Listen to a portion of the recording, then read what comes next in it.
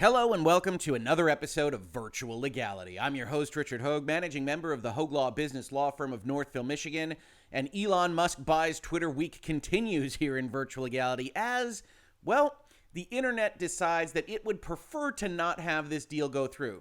At least some corners of the internet in ways both real and imagined. And we're going to talk about those in today's video. Now, if you aren't familiar with any of this, it's been a wild month for Elon Musk and the Twitter social media platform. We've got a playlist. This will actually be the 10th video added to this playlist in only a few weeks. Yesterday, we went over the details of the merger agreement. And in all honesty, I thought I covered everything salient that might possibly come up in the future on this deal. And as Elon Musk has proven throughout this playlist, it turned out that I was wrong. We're going to get to that as the bulk of this video. Before we do, though, I want to talk about a couple of things that happened overnight, as again, many facets of the internet, of folks that are otherwise advocating for certain things, either politically or elsewise, have moved to try to see if they can stop this deal, including a press release from a couple of days ago from somebody called Open Markets that asked the FCC, the Federal Communications Commission, to potentially block the deal. Now, as we've talked about in this space, when you're looking at the competitive aspects of a deal, our regulators here in the U.S. that are charged with evaluating that are the Federal Trade Commission and the Department of Justice, which you do see included in the list of parties to receive this letter. Now, they say the deal should be blocked effectively because Elon Musk owns SpaceX, owns Starlink, and can control internet platforms, and that's a little bit too much. Now, the FTC, DOJ,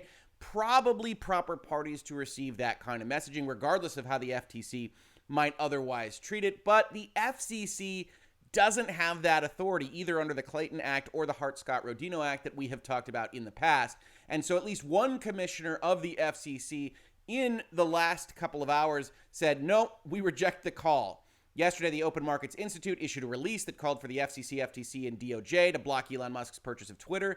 They argue that the transaction poses a direct threat to American democracy and free speech. Their release cites the Telegraph Act of 1860, among other statutory authorities, in the context of arguing that these federal agencies, including the FCC, have authority to block the deal. And Commissioner Carr issued the following statement in response. The FCC has no authority to block Elon Musk's purchase of Twitter, and to suggest otherwise is absurd. I would welcome the full FCC making it clear that we will not entertain these types of frivolous arguments. Now, some linked this to me, and I'm very appreciative of that, as the FCC saying this. That is not, in fact, the case. This is a single commissioner at the FCC out of 4 listed here on the leadership page. It will be interesting to see if the FCC on the whole takes any kind of different tack from Commissioner Carr, but certainly, at least here in Virtual Legality, I think it's a big time reach to ask the FCC to get in there and block the transaction. The FCC could do regulatory things, could otherwise look at the way Twitter operates. It is not generally in charge in the U.S. framework of evaluating the competitive nature of potential acquisitions. So I think Commissioner Carr is right there, but of course we will follow it here in Virtual Legality. But that's just kind of the tone of things about this particular transaction. And as you probably heard from me in Virtual Legality, I'm neither here nor there on Elon Musk. Sometimes I think he says smart things. Sometimes he rubs me the wrong way. But certainly this prospective purchase of Twitter has really brought out a lot of passion in people. And a lot of you linked me to something called the Palmer Report yesterday. And I have to admit, I'm not familiar with this particular source, but they said as follows. Elon Musk has publicly attacked 2 high-ranking Twitter employees today, putting him in violation of the disparagement clause in his buyout agreement. It's unclear if he's just unraveling in general or if he's purposely trying to get the buyout deal voided. Now, it would surprise me if he was purposely trying to get the buyout deal voided, especially on day 2 after he signed a virtually unconditional $1 billion guarantee, which is part of what we discussed in yesterday's video, but not impossible. As I said, Elon Musk continues to surprise me with what he is doing, what he is saying, what he is announcing in respect to this particular transaction. But as a lawyer, I looked at this and say, all right, show me the receipts. Talk to me about what you are saying here. And then the Palmer Report attacks people that are reading it. To the lazy dummies on the left and right who are suggesting this didn't happen and we just made it up, Several major news outlets, including Bloomberg, have also reported on it. 10 seconds of Googling would have saved you from embarrassing yourselves. And maybe that is in fact the case, or maybe, as we'll talk about, the Palmer report is embarrassing itself a little bit. And then they go on to say Axios and Reuters all agree with us. But what are they really talking about? They link us to a Bloomberg article that goes and talks about one specific Elon Musk tweet. We're going to look at that in just a second. But first, because I didn't highlight it yesterday, we actually have to look at the public announcements publicity provision of the merger agreement, which mostly does what you would anticipate a provision like this would do in a merger agreement. It says the company, parent, and acquisition sub. And if you weren't with us yesterday, the company is Twitter, parent is X Holdings 1, and acquisition sub is X Holdings 2. Both parent and acquisition sub are Elon Musk entities. You can just think of them as Elon Musk because he's purchasing it through a specific structure called a reverse triangular merger for certain tax and other business benefits. If you want more on that, please do check out yesterday's video. But parent and acquisition sub are Elon Musk. They will consult each other before issuing any press release, and none of the parties to this agreement or their affiliates shall issue any such press release or make any public statement prior to obtaining the other party's consent. General, broad-based, we're not going to mess with each other's press on this deal, at least until it's done. Now, there are a couple of exceptions. In addition, the company may, without parent or acquisition sub's consent, communicate to its employees, customers, suppliers, and consultants, provided that such communication is consistent with prior communications of the company or any communications plan previously agreed to by parent and the company. Said another way, you are going to proceed with your communications in the ordinary course of business. You could talk to your employees, you could talk to your vendors, you can talk to who you need to talk to run Twitter, because Elon Musk doesn't want the value of Twitter to evaporate as they're not allowed to pick up the phone for 6 months or even potentially 12 months, depending on what regulators do. So you're allowed to continue with that communication. Notwithstanding the foregoing, the restrictions set forth here shall not apply in connection with any adverse board recommendation change or dispute between the parties regarding this agreement or the transactions contemplated hereby. Here's another exception. Remember, the board, because of its fiduciary responsibilities, can accept a superior proposal. If somebody rolls in and offers double the price of the shares, and significantly less than that would get them to adverse board recommendation, they can go and they can say, we're rescinding our approval of the merger agreement. We're not recommending it for approval of the stockholders. We're going to go in a different direction. And they can communicate on that. That's an exception that makes sense. You can actually see the drafting here if you're a lawyer, because this is pretty clunky. This was happening very, very fast. You've got the baseline rule. This is in a template at one of the law firms. And then you start adding exceptions. These are the lawyers saying, well, I need to be able to do this. I need to be able to do this. Then you have a notwithstanding the foregoing from Elon Musk's side. And this is where people have kind of gotten in the weeds a little bit. Notwithstanding the foregoing, that's the limitation on his ability to communicate, the equity investor, Elon Musk, shall be permitted to issue tweets about the merger or the transactions contemplated hereby, with an exception to the exception, so long as such tweets do not disparage the company, Twitter, or any of its representatives, which broadly are the people that are acting on Twitter's behalf, especially in respect of the transaction. So you're allowed to tweet about the merger. You're allowed to talk about it, Elon Musk, because that's very important to him. He clearly negotiated for a provision like that. It's very unusual in a section like this in a merger agreement, but you have to promise not to disparage anybody. And there's a fundamental problem with this, and it's that disparage doesn't really have a great definition in and of itself. I think intuitively, kind of the normal dictionary way we think about it is saying something bad about somebody else, but that's not necessarily the legal way to think about disparagement. And very often, if this were a fulsomely negotiated document, if it actually spent a month going back and forth between lawyers, you'd probably not see just disparage be the baseline for this kind of exception to the exception. You'd see a long definitional string of what we're talking about: reputational harm, economic harm, what you are and aren't allowed to say, etc. Because this is so ambiguous, we wind up in some very unusual situations. But that's the state of play. Elon's allowed to tweet. He's not allowed to disparage Twitter or its representatives.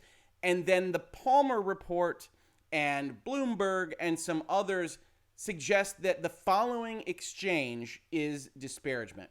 So here we have, and I'm going to butcher this name, I apologize, Cigar and Jetty putting out a tweet talking about Vigigati, who is the lawyer that was crying during this specific conversation about the Musk takeover. We discussed this yesterday. Top censorship advocate at Twitter, who famously, quote unquote, gaslit the world on Joe Rogan's podcast and censored the Hunter Biden laptop story. is very upset about the Elon Musk takeover. Obviously, that tweet in and of itself, editorializing, saying a lot of things there. And then Elon Musk responds to it. He says suspending the Twitter account of a major news organization for publishing a truthful story was obviously incredibly inappropriate. And this is the only Twitter exchange that is covered by Bloomberg. This is the main one that I saw in the other places besides the Palmer report. We're going to talk about what I think is identified as the second interaction here in just a minute, although I couldn't actually replicate that. I couldn't find it on Twitter myself. And I looked at this, and a lot of people asked me, really, thank you everybody that flagged this for me. And I said, well, that doesn't sound of disparagement to me, right? And when we're thinking about this intuitively, talking about it as a legal kind of concept, this isn't obviously disparaging Twitter. This isn't saying Twitter's a bad company, Twitter's a bad place to work, Twitter is doing very bad things, etc. It's not disparaging the company, it's not disparaging its reputation, it's not an ad hominem attack, it's not an attack on this person, which is really where the Palmer report and others that I have seen go to, saying, hey, Vijagati is somehow bad, he doesn't mention her, etc. And then the real kicker to this is that Twitter has, in and of itself, already acknowledged that the Hunter Biden issue was a problem for the platform, right? We only have to go look at the New York Post, which was obviously the most affected here, to see a summary of the March 25th, 2021 testimony before Congress of then CEO Jack Dorsey, who, as the headline says blocking post-Hunter Biden story was total mistake, won't say who made it. Twitter doesn't have a censoring department that blocked the post from tweeting last fall, CEO Jack Dorsey said Thursday, but he wouldn't reveal who was responsible for the blunder. At a congressional hearing on misinformation in social media, Dorsey said Twitter made a total mistake by barring users from sharing the post's bombshell October report about Hunter Biden's emails. So the one thing when we're talking about disparagement, when you're talking about breaching a contract of this size and of this type, is you got to be really clear on this.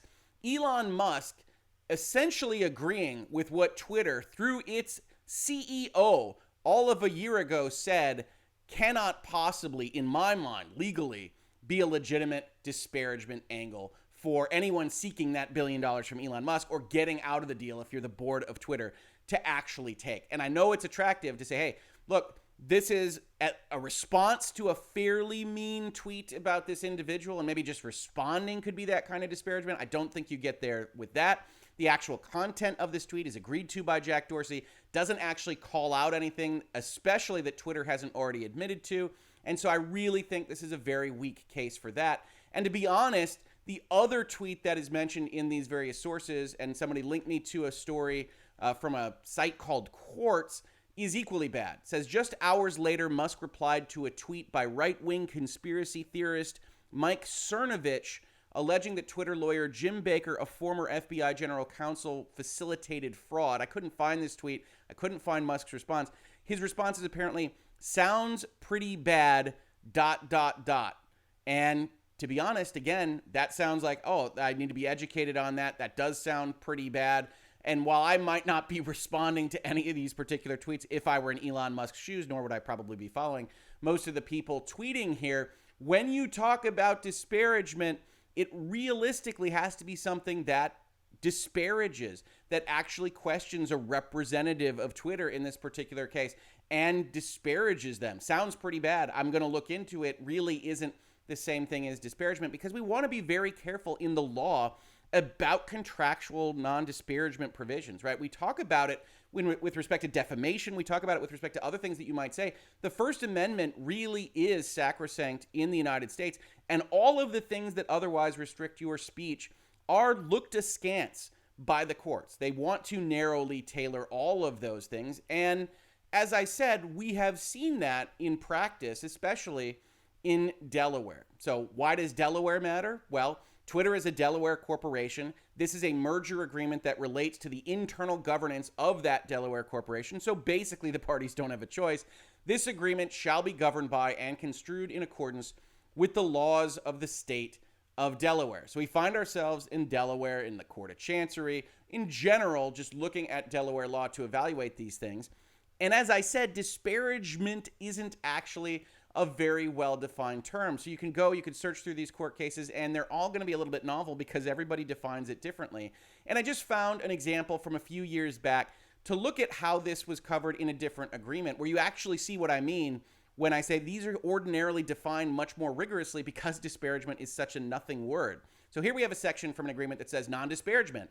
The parties agree not to make any oral or written communication to any person or entity which disparages or has the effect of damaging the reputation of or otherwise working in any way to the detriment of the other party, except as required by local, state, or federal law. And then they liquidate the damages for what the problem will be. And then this court, in evaluating whether or not disparagement occurred here, and this was actually an email exchange that basically said, we're going to bury my former employers in some kind of public capacity. They found that that wasn't disparagement because of that definition, because of the description of reputational harm, but also the Black's Law Dictionary. You always know you're in trouble if you find the court going to the Black's Law Dictionary or some other kind of extrinsic source to try to help you understand what you just wrote in your contract. The lawyers probably didn't define enough things if you're heading on over to the dictionary. But here the court says, Black's Law Dictionary defines disparagement as a false and injurious statement that discredits or detracts from the reputation of another's character, property, product, or business. Now, that's a very legalistic definition. That's effectively that disparagement has to be defamatory. It's got this false kind of concept. And I don't believe that every court would actually require that to find disparagement, to find a breach of that provision. So you have to take that with a grain of salt as well. But if you aren't defining things, if you're just using the word disparagement, as happens here, you could easily find yourself with a Black's Law Dictionary type argument. And then when Elon Musk tweets what Twitter already said, show me the falsity. When he says effectively, sounds pretty bad to a report that's coming out from another, should he tweet that? Probably not. But show me the falsity. Is that disparagement of the company?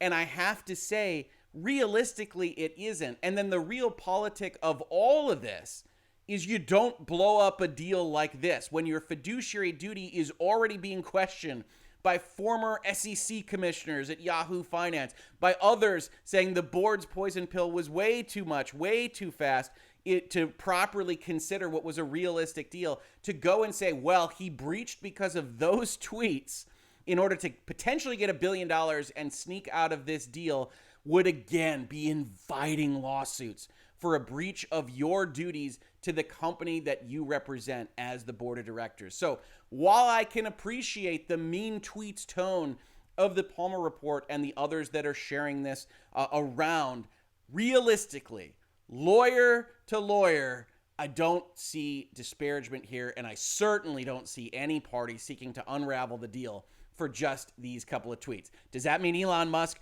won't violate that provision in the near or even medium term? I can't say that because he continues to surprise, and who knows what he's going to tweet tomorrow. This has been Virtual Legality for today. If you enjoy conversations about technology, pop culture, software, video games, and more, all through the lens of business and law, please consider supporting the channel. We've got a Utreon, which gets the most money to the channel for our support rather than the platforms. Please do check that out. And we've got a Patreon that you can check out as well. If neither of those appeal, just subscribing, ringing bells, upvoting, commenting, engaging with the YouTube algorithm, every little bit helps grow the channel. And honestly, we've been growing at a good clip, and I appreciate all the support and all the help from each and every one of you. If you caught this on YouTube, thank you so much for watching. And if you listen to it as a podcast, thank you so much for listening. And I will catch you on the very next episode of Virtual Legality. Virtual Legality is a YouTube video series with audio podcast versions presented as commentary and for education and entertainment purposes only. It does not constitute legal advice and does not create an attorney-client relationship. If you have legal questions about the topics discussed, please consult your own legal counsel.